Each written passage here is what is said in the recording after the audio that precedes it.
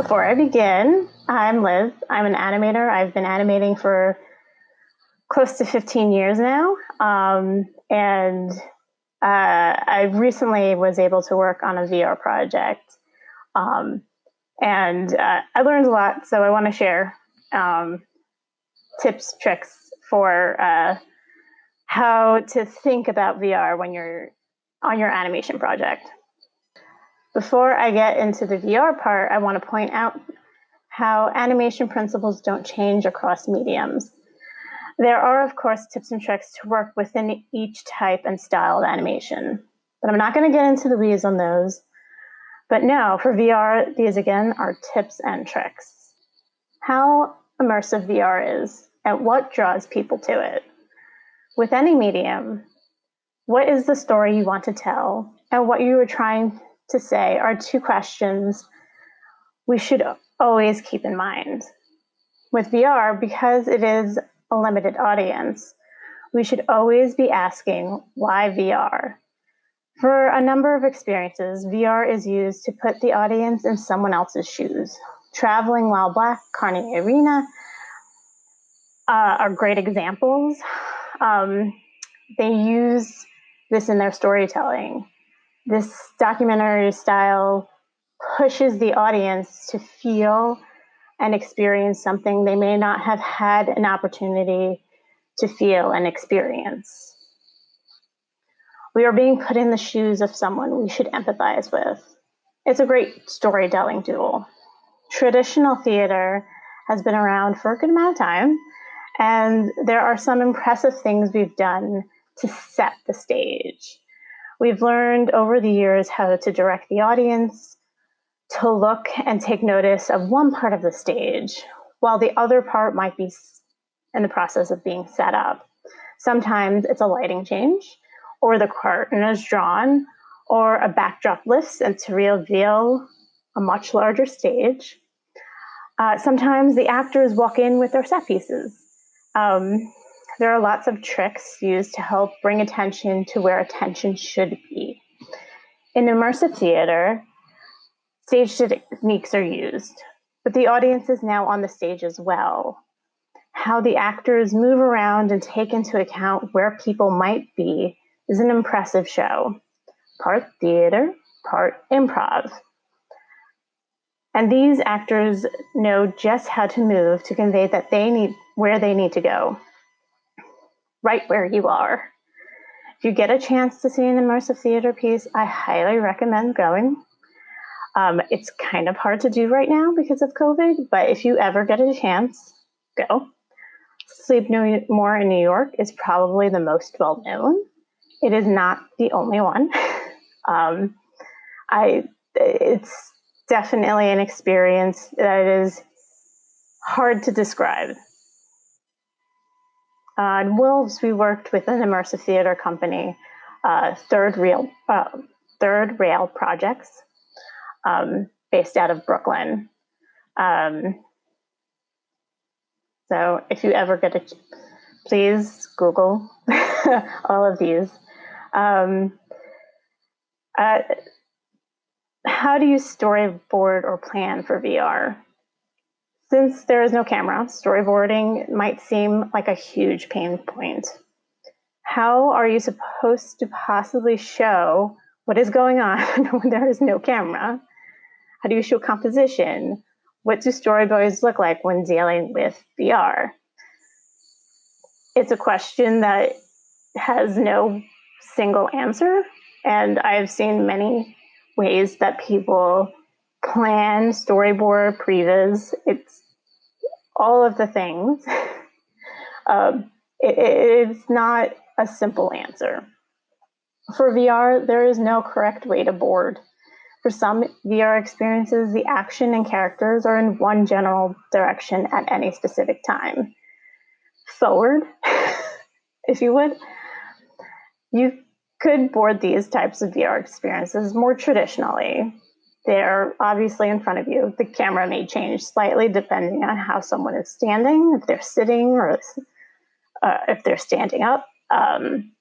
If they decide to lie down on the ground, it will change how the camera looks, but the general composition can stay not the same, but similar. For others, the characters and action is happening all around. These types are more difficult to board, but not impossible. When thinking about the pre-production phase for characters, development is key. With or without boards, understand your character or characters is going to be extremely important since you won't have traditional boards to reference. On Wolves, though we did not have storyboards, we did have character sheets, and we spent a good amount of time developing our characters. That meant creating many facial poses as we could to reference throughout Wolves. Our facial library was a great starting point for our animators to utilize. And because we didn't have locked cameras, even though we had that library, we used it as a foundation to build up from. Just because a pose looks and works well at eye level does not mean it's going to work well once our character is sitting on the floor looking up at us. As for broad body movement, poses matter, but a pose up close will look different and feel different than a pose 15 feet away. For Wolves, we relied on third rail projects to help us choreograph those movements, and it is choreographed. There were several rehearsals and back and forth with the director on what was working and how they wanted the audience to feel. The actors took our base, our foundation, and expanded on what we could do. And the rehearsals were filmed and then edited as reference. We have some people would call it a boardomatic, but because it was live filmed reference, we have the actors coming and entering in different directions. And our camera was the audience, the player at center, and would move based off of where we wanted our attention to be drawn. So it was extremely useful, extremely important that we had this. And it also helped us understand where our pain points were going to be. Whenever you get a chance, act it out, right? Reference is super important. Any animator can tell you that. How do we map out where our character is and where they are going? We used top-down view to map out where our character was and where they were going. If you can imagine a blueprint of that 1, 2, 3 bedroom apartment, that's what we did. We laid out where everything would be placed and where our characters would be at the start and at the end of each scene. So we could have the scenery transition around her instead of her leaving and walking into a brand new scene. On Wolves, we focused on Lucy, where she was, and we designed the set around her movements. That doesn't mean we didn't start building sets beforehand. We definitely made sure that we had an idea of what our sets were going to look like. So it was a general look, and we would have maybe a table or a chair, a couch, and based off of the actor and what they were doing, we maybe shifted things so that Lucy's actions, the actor, could really just do what they're best at and act and not have to worry too much about where something was placed in 3D. That said, on a mocap stage, when you do have actors interacting with a couch, a table, you want there to be a couch and table. But we were also very flexible with where things were placed. So plan, but also understand that you have to be flexible in order to get the best performance you can. And really to make your project as seamless as possible. Our blueprint was a foundation, but it was also flexible. So my advice is to plan as much as you can, but be prepared to change everything. We also had to film ourselves to figure out some design issues we were having. There is one scene where there are 4 humans and 4 wolves all running around. We knew how everything was supposed to start and where everyone was supposed to end up. The middle was a big question. So we went out into the parking lot, drew the player circle, which is just a circle on the ground with someone standing in the center, so that we knew how close we were to the player, to the audience. And we set up a camera on someone. We set up someone's phone up high to look at us running around and see a bunch of people running around. An outsider might think this looks like utter chaos. It wasn't. We all knew which role we had. Even though the characters were running, we walked it out first. And we based our movements off of each other. If we saw someone was going to be in the way of someone's path, we adjusted. And we rehearsed that a few times. And we then took those paths, drew out actual blueprint of where those paths would be, and set that up on the mocap stage for the actors. And even then, we adjusted. So we planned, adjust, plan, adjust. And of course, even though, again, we planned, we still had to make last-minute adjustments for the mocap stage. Not all scenes were this complicated. Most were pretty straightforward. One character, where do they enter the scene or room, and how does the room appear around them? Where are they in this space? Speaking of spaces, when you're designing your animation with VR and someone in the player, in the audience position, you have to think of their personal space, right? So there are 3 different types of spaces. Intimate space is really close up. It's think of hugging very close to a person. We try to avoid that with VR, mostly because if you get that close, the character is right there, gets that close to you, the basic human instinct is to like retract and like pull yourself away. So try not to get too close. The other space is personal space. And this, if you think of it within arm's reach, and you want to make sure it's not too close. So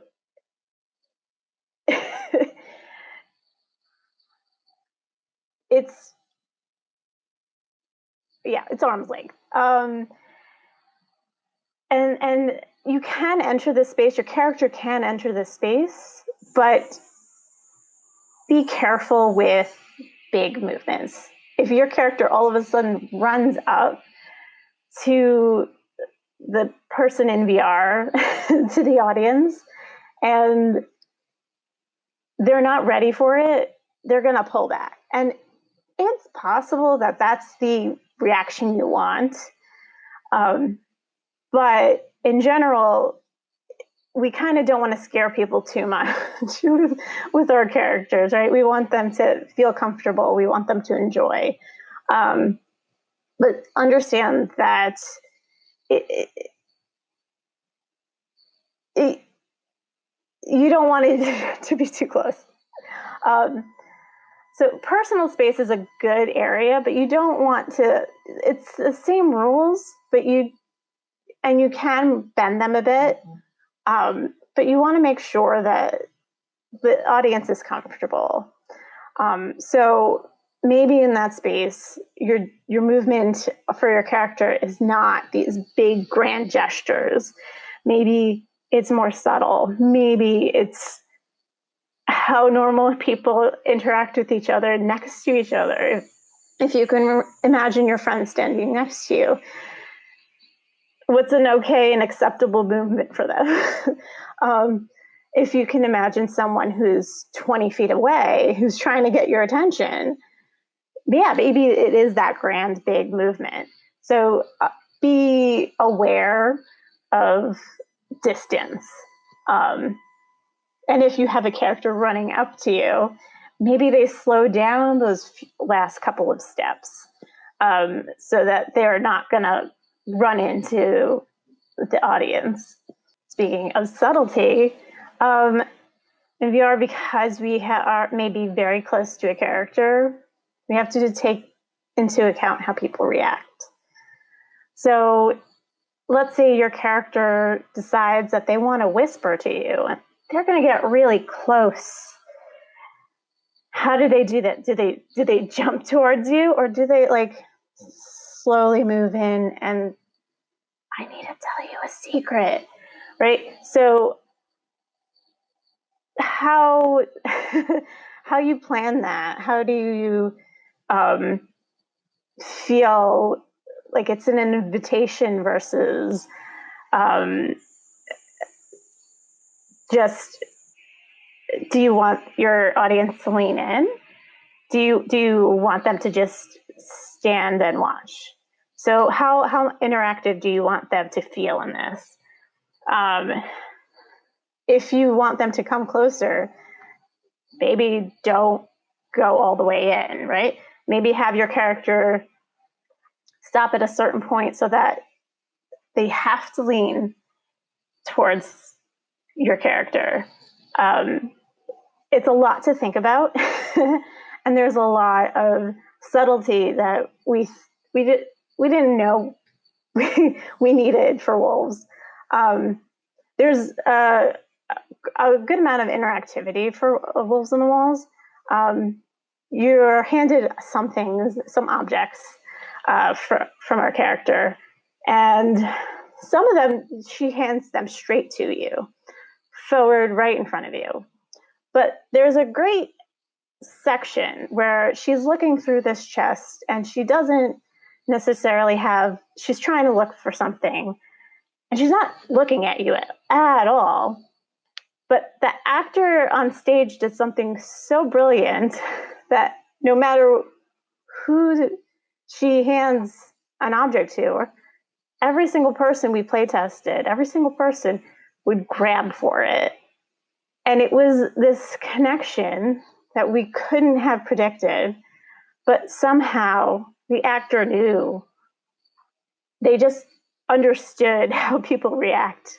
And so she's not looking at you at all, and she just hands you something. And you're like, oh, I had the reaction to grab that. Like, it just felt like such a natural motion. So we don't always have to stand up front and center to hand an object to someone. We can play around with how we do that. And so when you're planning your animation, when you're really thinking about it, like, try different things, but also play test. You want to see how people react to your different animations. And playtesting can be as simple as, it doesn't have to be in VR. It could just be acting in real life with a friend and seeing their reaction. Because VR is so personal, it is so, it's a one-person show, right? Like, the person you are creating this animation for, it is an individual. It is not a huge audience. So how does one individual react?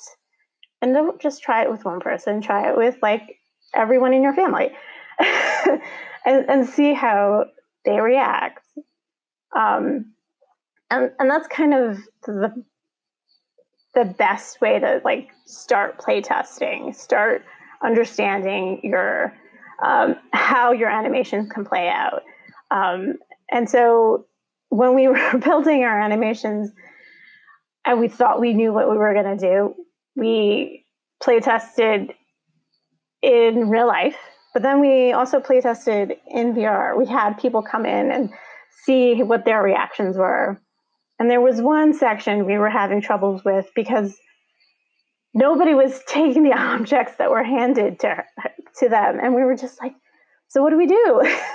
How do we get people to interact? How do we progress the story with people not taking these objects? So we had to change up how that section went. And so we ended up creating more animations for our project than we thought we needed. And it shows you that playtest early and often and see where your problem points are. And this was a design issue, but it was also an animation issue. Like, how do you get people to take something that is like placed in front of you? And so we want people to grab for things, but maybe wiggling something in front of you, that's not the reaction you're going to get. You're going to swipe it away. So that created a different chain of animations we had to make. So plan, but also playtest. I can't stress that enough.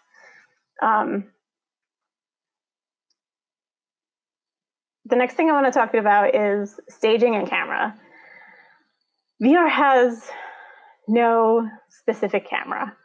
It's wherever an individual chooses to stand and whatever direction they choose to stare at. So whatever they look at. A big thing with VR is once someone's in there, the first thing they do is look around everywhere, right? And the other thing they do is look straight up. So for some reason, it's amazing. We have the sky above us, but in VR, we have to see what's above us, and it's instinctual. So for cameras in VR, I feel like I've mentioned it a bunch, that there is no camera, right? There are a few ways, though, to get people to look in the direction you want them to. One way is with color and saturation. You can have the whole set black and white, and then there's color where you want them to look. Another is sound. Spatialized sound does wonders. People hear something, and it's subconscious that they look in the direction that they hear it. We could also use different lighting cues, effects, maybe an animated character or object. Directing the audience to look in a specific direction so as to not miss what you want them to see can be extremely difficult. Most people will look all around them, like I said. In Wolves, we used a few different techniques. We used spatialized sound, lighting, and vignetting the scenes. Certain areas would pop up and the rest of the set would be in total darkness. Essentially creating a spotlight for people to look at. Very much a traditional theater technique. And with that, there's also ways to do that with your character animation. Those are all other ways to get people to look. If you have a character that is like looking in one direction and you see them and notice them, and then they walk in front of you and across you, you're gonna look the way they're walking. That direction is bringing your eye to where they are going. So be aware of personal space and where they're walking. I've seen some projects where the character arcs around a very specific place. They don't come into the personal space. But you can have that character walk into the personal space. Be careful. You don't want it to be too close, but you also don't want it to feel like there's too much movement. You don't want them to overtake you, right? So be wary. Test it out with your friends and family in person, and then test it out in VR. Have a character come that close and see how people do with that movement. Block it out, as it were. You don't have to have it like finely animated in order to get that feel. You would be surprised how many people are very comfortable with the character walking across them. Just no big movements, right? And speaking again of camera, I like to say that the bigger the gesture, the bigger the character is moving, the farther away you want them. Think like a wide shot or a medium shot. How much is their body actually moving, right? For like a medium shot, their feet are probably planted and they're just like wiggling around, right? For a wide shot, they could be doing cartwheels. they could be doing a lot more bigger movements. And for a close-up shot, they're maybe moving their shoulders. They're staying pretty like on their mark. They're not like, because if you start doing that, unless you want to show off a very like anxious character, people do tend to step back. So be aware of your distances there. And the farther back you have a character, the more you have to read. So if the character looks this big to you in the distance, they need bigger facial expressions, right? I always like to like point out like stage theater. A lot of the actors' movements on a stage, they're not meant for the people in the front row. They're meant for the people in the back row, right? What they do on stage has to read all the way back there, like all the way up in the nosebleed section. So you really want to like play to that. There is no camera there, right? Like on a theatrical stage, there is no like, well, there's several cameras and it's in each individual seat, right? So you just want to be aware of that. And yeah, I think I'm running up on time. I did want to talk about the pros and cons of keyframe versus motion capture. I think people already know those already, though. Like keyframe, you have a lot of ability to, you hit those poses and it's really freeing. It's, you know, there really are no boundaries. You have full range of what your character's poses look like. But the cons are you probably maybe need a very large animation team. For mocap, the iteration cycle is much quicker, right? Like if something happens on the stage and then someone sees something and like, well, maybe if we do this, you can take multiple takes and then make a decision later on which one you want to follow through with. And even if you use motion capture as just reference, it's really easy to fastly iterate that way. The cons in motion capture can be that it's cumbersome. Like the amount of editing you have to do with mocap can be mind-boggling at times. And then characters have different proportions than their actors. For wolves, our characters have these very large heads. So if a character raised their arm, you know, we had to do a lot of editing and retargeting so that that arm would not go through their head. So there's lots of pros and cons. Whatever works best for your project. I like both. I think mocap's a style. So yeah, and that's my talk on animation for VR. I really hope you enjoyed it. If I didn't say my name before, my name is Liz Kupfer, and it's been fun.